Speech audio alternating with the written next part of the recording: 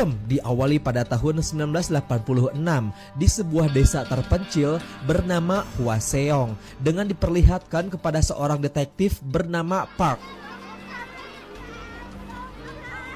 yang pada kala itu sedang menemukan jasad seorang wanita bernama asli Hyang Sok di dalam saluran pembuangan air dengan kondisi tangan dan juga mulut yang sudah terikat.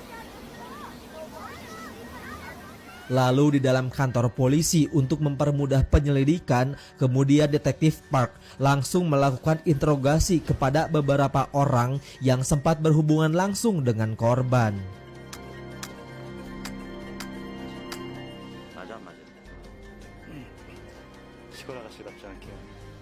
Namun, belum juga selesai oleh kasus sebelumnya. Para polisi dan juga detektif harus kembali dibuat geger oleh penemuan mayat baru dengan motif yang sama seperti korban pertama tadi.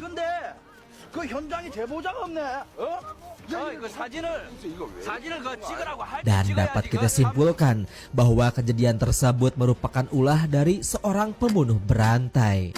Dan tidak menutup kemungkinan korban selanjutnya akan segera kembali berjatuhan.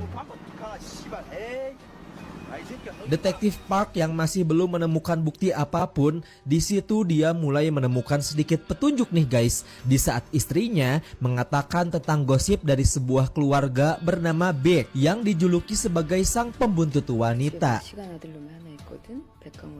Diketahui Bapak Baek ini mempunyai seorang anak idiot bernama Kang Ho. Ini orangnya, dan si Kang Ho ternyata setiap harinya suka membuntuti para wanita di kota Hwaseong, termasuk membuntuti Hyang Sok yang tidak lain adalah korban pertama.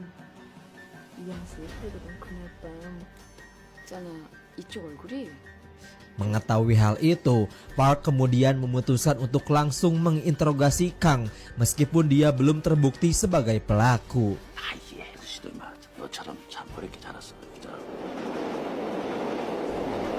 Singkat cerita, seorang detektif dari kota Seoul bernama Taeyeon datang ke sana untuk membantu penyelidikan tersebut dengan ikut serta menginterogasi Kang yang masih menjadi tersangka. Bahkan karena terus-menerus diinterogasi, Kang yang merupakan anak idiot malah mengaku sebagai dalang di balik pembunuhan ini dan menjelaskan secara detail tentang kejadian Hyang Sok.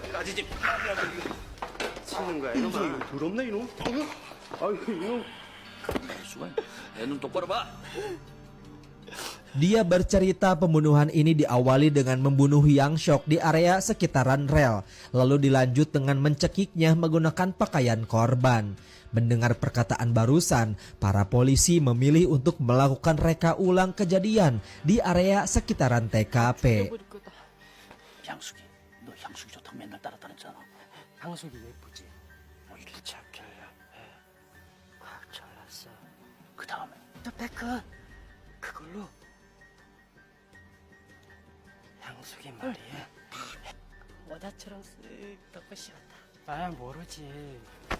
Namun Taeyeon mulai menyadari kejanggalan tentang Kang yang bukan merupakan dalang di balik pembunuhan tersebut.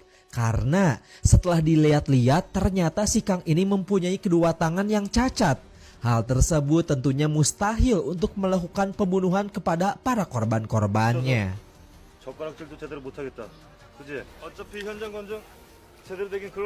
Di saat dia ini akan melakukan reka ulang kejadian, tiba-tiba saja suasana di TKP pun malah menjadi kacau akibat Kang yang berteriak memanggil ayahnya.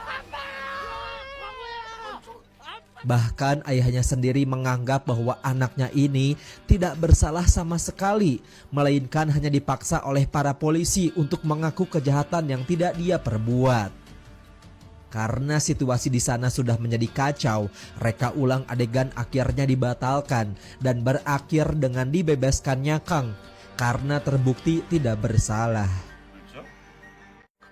Semenjak kejadian barusan, pihak kepolisian kemudian memutuskan untuk kembali mendatangkan detektif senior bernama Dong Chul. Ini orangnya dalam membantu menangani kasus tersebut. Setelah mendapatkan penjelasan secara detail mengenai motif si pembunuh, detektif Dong Chul dan juga 3 orang detektif yang lain lalu bergegas menuju ke lokasi pembunuhan pertama. Di sana kemudian dia menyimpulkan bahwa ada kesamaan dari kedua korban, yakni sama-sama dibunuh di saat hujan turun. Bahkan di sana detektif yang lain bernama Taesuk sedikit menambahkan tentang keberadaan korban ketiga yang saat ini belum ditemukan. Dan tidak menutup kemungkinan bahwa korban ketiga masih dibunuh di area sekitaran ladang. Lalu benar saja setelah unit polisi melakukan pencarian secara besar-besaran, korban pembunuhan ketiga pun berhasil ditemukan dengan kondisi yang sama persis seperti korban sebelumnya. Namun dikarenakan si pelaku pembunuhan ini sangat pintar dan juga hati-hati dalam melakukan pembunuhan, tim forensik pun akhirnya tidak berhasil menemukan satupun petunjuk yang ditinggalkan mengenai ciri-ciri si pembunuh di tubuh korban. Sehingga di sana mereka memutuskan untuk menjebak si pembunuh dengan mengirimkan salah seorang anggota polisi bernama Kwon Kui untuk menjadi umpan dengan berjalan sendirian di tengah-tengah hujan turun. Akan tetapi, meskipun mereka ini sudah cukup lama menunggu, sayangnya si pembunuh sama sekali tidak menampakkan diri. Yang ternyata si pembunuh telah muncul di tempat lain dengan mengikuti seorang wanita yang juga berjalan sendirian di sekitaran ladang. Dan di saat si wanita sedang berjalan, tiba-tiba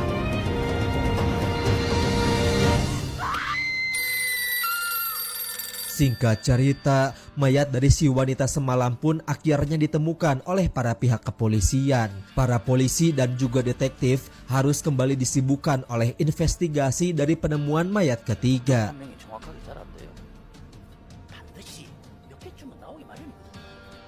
Setelah tiba di markas, para detektif yang sedang sibuk berdiskusi, mereka lalu didatangi oleh Kwon Kui yang menemukan petunjuk lain tentang si pelaku. Yang dimana setiap terjadi pembunuhan pada saat hujan, sebuah stasiun radio selalu memutar lagu berjudul Sad Letter dari salah satu requestan orang misterius. Bahkan ketika lagu diputar, maka akan selalu ada korban baru yang dilakukan oleh si pembunuh.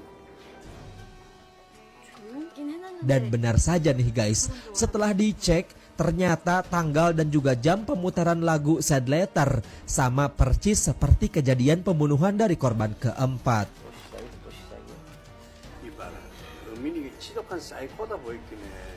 Jadi dapat kita tarik kesimpulan bahwa orang yang telah merequest lagu Sad Letter tidak lain adalah requestan dari si pelaku. Sampai pada akhirnya para detektif langsung bergerak cepat menuju ke stasiun radio untuk bertanya tentang identitas si perequest. Setelah sampai di sana, sungguh disayangkan, pihak stasiun radio ternyata sudah membuang semua data-data kemarin malam. Maka dari itu detektif langsung berusaha mencari data-data tersebut meskipun harus berakhir dengan kegagalan. Pada malam harinya detektif Park Yang-ko bersama dengan Taesuk kembali melanjutkan penyelidikan di area sekitaran ladang. Dan di sana mereka tanpa sengaja melihat gerak-gerik dari seorang pria misterius yang sedang beronani menggunakan pakaian dalam wanita.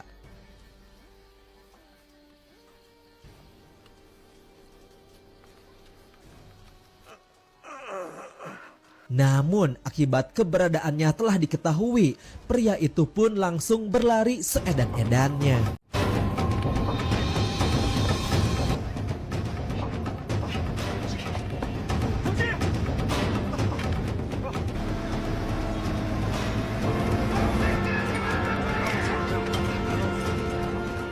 Sampai pada akhirnya Park di situ berhasil menangkap pria tersebut dan langsung membawanya untuk segera diinterogasi.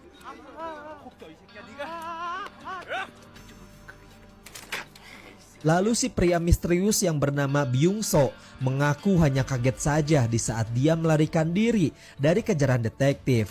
Dan alasan dia beronani akibat istrinya sedang sakit dan dia berdalih hal itu dia lakukan hanya untuk memenuhi fantasinya semata.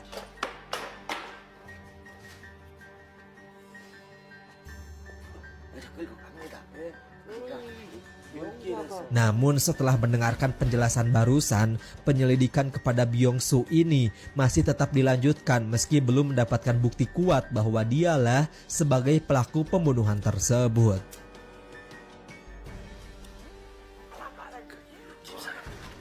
Sementara itu detektif Tae-sok kemudian mendapatkan informasi baru tentang seorang penguntil yang ada di toilet sekolah kota Hwaseong. Mengetahui hal itu, dia pun langsung bergegas datang ke sana untuk melakukan investigasi lebih lanjut.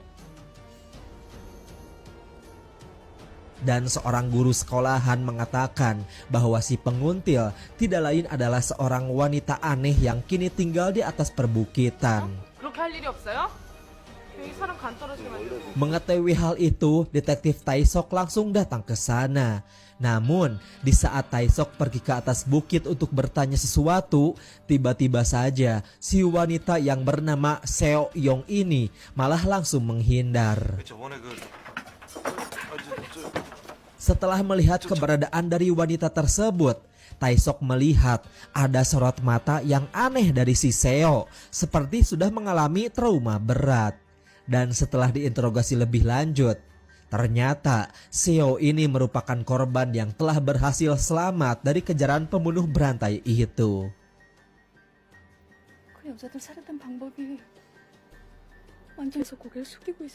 Namun sayang, di saat Seo sudah berhasil melarikan diri, sayangnya dia tidak sempat melihat wajah si pelaku. Namun meskipun begitu, Seo hanya menyadari bahwa si pelaku mempunyai kedua tangan yang sangat-sangat mulus alias glowing. Di sisi lain, Park dan juga Yongko yang pada kala itu masih menginterogasi Byung-so, tiba-tiba saja Tae-suk pun datang ke sana menghampiri mereka dan langsung mengecek tangan Byung-so. Yang ternyata tangan Byung-so ini bertekstur kasar. Sampai pada akhirnya dia pun dinyatakan bebas dan juga tidak bersalah sama sekali. Kejadian barusan bersamaan dengan turunnya hujan yang disertai oleh lagu Sad Letter yang telah diputar di dalam stasiun radio.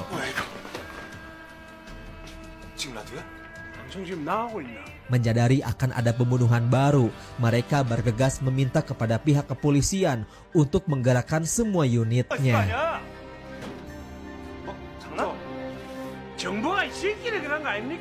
Namun dikarenakan saat ini polisi tengah disibukkan oleh para demonstran, menyebabkan pihak polisi patroli tidak bisa didatangkan ke sana untuk mengamankan tempat.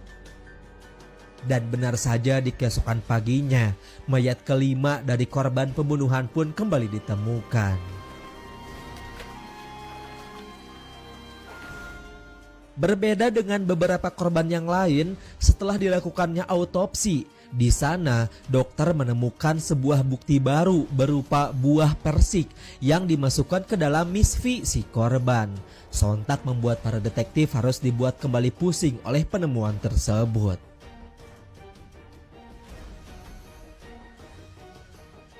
Tidak lama kemudian, akhirnya para detektif mulai sedikit menemukan titik terang setelah menerima telepon dari pihak stasiun radio yang telah berhasil menemukan data identitas si request lagu Sad Letter, yaitu dari seorang mantan tentara bernama Park Hyung yang tinggal di distrik Taerung dengan beralih profesi menjadi seorang pekerja pabrik.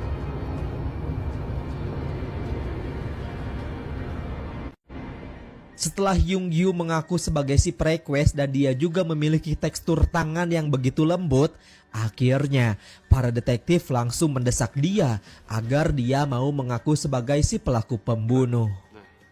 네 신청곡 나온 건 7시 8분. 그래서 끝까지 들었단 말이지? 끝까지 들었다며? 그래도 너한텐 그 모든 게 즐겁지? 짜릿하고 Tetapi dikarenakan Hyung Yu yang tidak kunjung mengaku dan malah sedikit memberontak, detektif Yongko yang kesal pun langsung menghajarnya sehingga sisi interogasi itu pun menjadi kacau.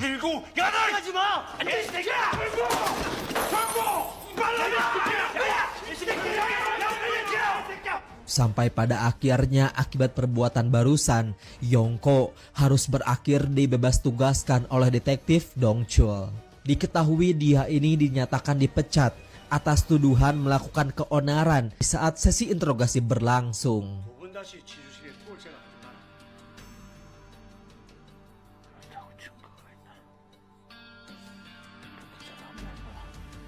Singkat cerita, para detektif yang kini masih dibuat bingung oleh penyelidikan, akhirnya di sana mereka pun mulai mengingat sesuatu kembali tentang sesi interogasi Kang Ho yang sama persis seperti kejadian yang dialami oleh korban. Lalu jikalau Kang bukanlah si pelaku, maka dapat disimpulkan bahwa dia merupakan seorang saksi mata di saat kejadian pembunuhan Hyang Shok alias si korban pertama. Karena seperti yang kita tahu, Kang ini setiap harinya suka membuntuti para perempuan di kota Hwaseong. Menyadari fakta barusan, Park dan juga Tae-suk lalu bergegas pergi menuju restoran milik ayahnya Kang untuk mencari keberadaan dia. Hal itu pula bersamaan dengan keberadaan Yongko yang terlihat frustasi setelah dia dibebas tugaskan. Di saat dia yang pada kala itu sedang mabuk berat, seketika dia pun langsung membuat keonaran kembali dengan menghajar orang-orang yang ada di sana.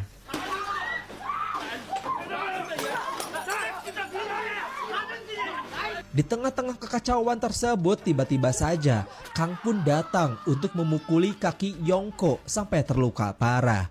Dan dia pun bergegas melarikan diri sambil dikejar-kejar oleh Park dan juga Tae-suk.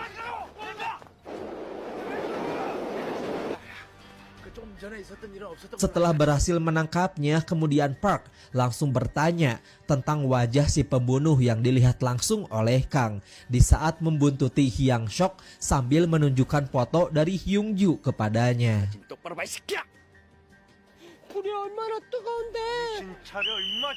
Tetapi belum lama di saat Kang akan menjawab pertanyaan tersebut, tiba-tiba saja rombongan dari sang ayah pun yang menganggap bahwa detektif akan menangkapnya kembali langsung menghajar Park dan juga Tae-suk. Karena panik di sana, Kang memilih untuk kabur dan tanpa sengaja dia malah berakhir dengan ditabrak oleh sebuah kereta.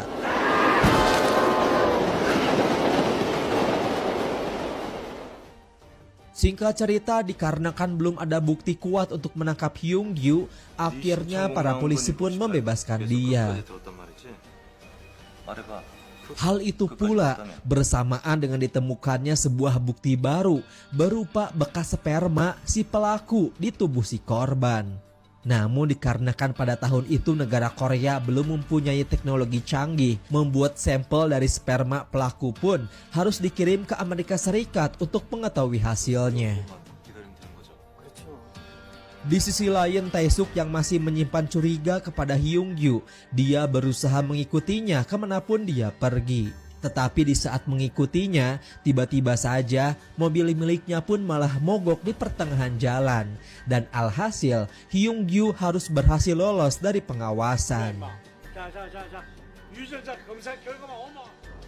Pada suatu malam, si pembunuh berantai pun kembali melakukan aksinya dengan bersiap-siap akan menghabisi korban yang sedang berjalan sendirian.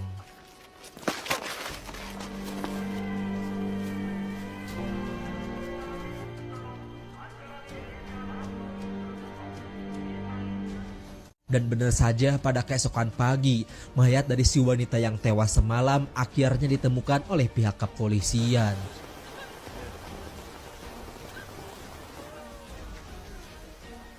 Melihat kejadian tersebut, Tae-suk yang sudah dibuat emosi dan juga yakin bahwa Hyung Yu adalah si pelaku pembunuhan tersebut, dia kemudian bergegas mencari keberadaannya dan tanpa banyak basa-basi langsung menghajarnya habis-habisan. Namun di saat Tae-suk akan menghabisinya di tempat, di situ Park pun datang dengan membawa berkas hasil tes sperma dari Amerika. Dan ketika Tae-suk sudah membaca hasil tes tersebut, sayangnya hasil itu ternyata tidak cocok dengan hasil sperma dari Hyung-gyu. Sehingga pada tahun tersebut identitas dari si pembunuh berantai pun masih belum juga terpecahkan. Tepatnya pada tahun 2003, detektif Park yang kini sudah beralih profesi menjadi seorang sales, dia kemudian mulai sedikit mengenang masa lalunya di saat menjadi seorang detektif dengan mendatangi lokasi TKP dari pembunuhan pertama. Sehingga di saat di sana, tiba-tiba saja seorang gadis kecil pun menyapa Park 그 안에 뭐 있어요? dengan mengatakan bahwa beberapa waktu lalu ada orang yang mengunjungi gorong-gorong tersebut sambil berkata pernah melakukan sesuatu di tempat itu. 어떤 아저씨가 계속 작사했던 일이 생각나서 Di saat Park bertanya tentang orang yang dimaksud, si gadis kecil mengatakan orang tersebut mempunyai muka yang sangat polos alias culun. Dan dapat disimpulkan bahwa orang yang telah disebutkan oleh si gadis kecil itu tidak lain adalah si pelaku pembunuhan berantai. Sampai pada akhirnya, film pun selesai.